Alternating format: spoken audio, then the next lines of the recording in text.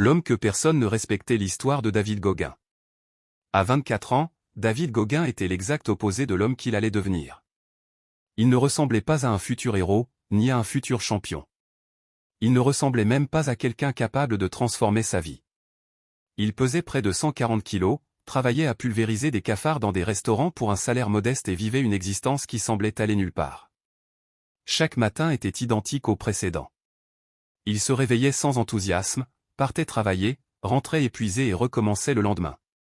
Plus les jours passaient, plus il avait l'impression de s'éloigner de la personne qu'il rêvait d'être. Le pire n'était pourtant ni son poids ni son travail. Le pire était ce qu'il ressentait lorsqu'il se regardait dans le miroir. Chaque soir, il voyait un homme qui avait abandonné ses ambitions. Un homme qui passait plus de temps à trouver des excuses qu'à chercher des solutions. Au fond de lui, il savait qu'il valait davantage, mais il ne faisait rien pour changer sa situation. Comme beaucoup de personnes, il rêvait d'une vie meilleure sans être prêt à payer le prix nécessaire pour l'obtenir. Puis un soir, tout bascula. Alors qu'il regardait la télévision, un documentaire sur les Navy SEALs attira son attention. Les images montraient des hommes repoussant leurs limites dans des conditions extrêmes. Ils couraient dans la boue, supportaient le froid, la fatigue et la douleur sans abandonner. David resta immobile devant son écran. Quelque chose se produisit en lui. Pour la première fois depuis longtemps, il ne ressentit ni admiration ni envie. Il ressentit de la honte. Pas à cause de son passé, mais à cause de l'écart immense entre ce qu'il était devenu et ce qu'il aurait pu devenir. Cette nuit-là, il ne trouva pas le sommeil. Une question tournait sans cesse dans sa tête, et si le problème n'était pas le monde? Et si le problème, c'était lui? Cette pensée était difficile à accepter, mais elle allait changer sa vie. La plupart des gens connaissent parfois un moment de lucidité comme celui-ci. Ils comprennent exactement ce qu'ils devraient faire pour améliorer leur situation. Pourtant, dès le lendemain, ils retournent à leurs anciennes habitudes. David Gauguin prit une autre décision. Le lendemain matin, il choisit d'agir. Pas la semaine suivante. Pas le mois suivant. Pas lorsque les conditions seraient parfaites. Immédiatement. Il décida qu'il ne laisserait plus ses émotions contrôler son avenir. Il allait changer, peu importe la difficulté du chemin. Les premiers jours furent extrêmement pénibles. Son corps souffrait. Son souffle était court. Chaque entraînement semblait impossible. Chaque kilomètre parcouru ressemblait à une bataille. Son esprit lui répétait constamment d'abandonner et de retourner à sa vie confortable. Mais David avait compris quelque chose d'essentiel. Le changement n'est jamais confortable. Les grandes transformations commencent souvent dans la douleur. Chaque fois qu'il voulait abandonner, il se rappelait l'homme qu'il était devenu et l'homme qu'il voulait devenir. Cette image suffisait à le pousser à continuer. Jour après jour, semaine après semaine, il avançait. Pendant que d'autres trouvaient des excuses, lui trouvait des raisons de continuer. Pendant que d'autres se plaignaient, lui travaillait dans le silence. Progressivement, les résultats commencèrent à apparaître. Les kilos disparurent. Son corps se transforma.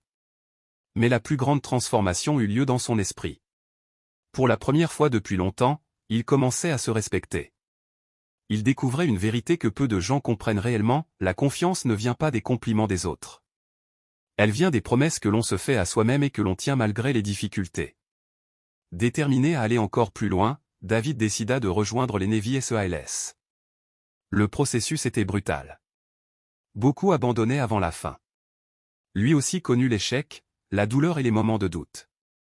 Pourtant, chaque fois qu'il tombait, il se relevait. Là où la plupart des gens auraient trouvé une excuse pour abandonner, il choisissait de continuer. Encore et encore.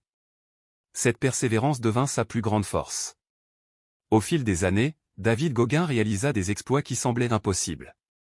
Il participa à des ultramarathons parmi les plus difficiles du monde. Il repoussa les limites du corps humain à un niveau que peu de personnes peuvent imaginer. Pourtant, ce ne sont pas ces records qui rendent son histoire extraordinaire.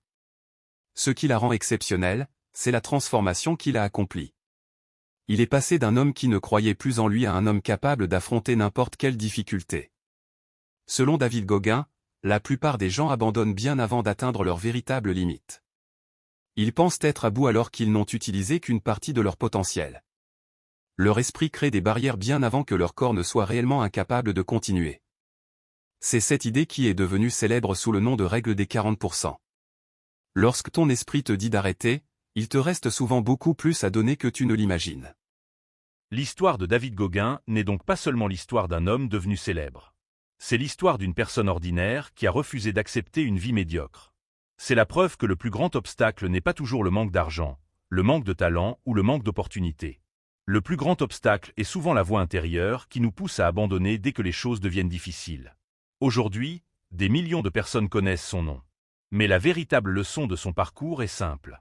Peu importe à quel point tu es en retard. Peu importe le nombre d'échecs que tu as connus. Peu importe à quel point la situation semble difficile aujourd'hui. Tant que tu refuses d'abandonner, ton histoire n'est pas terminée.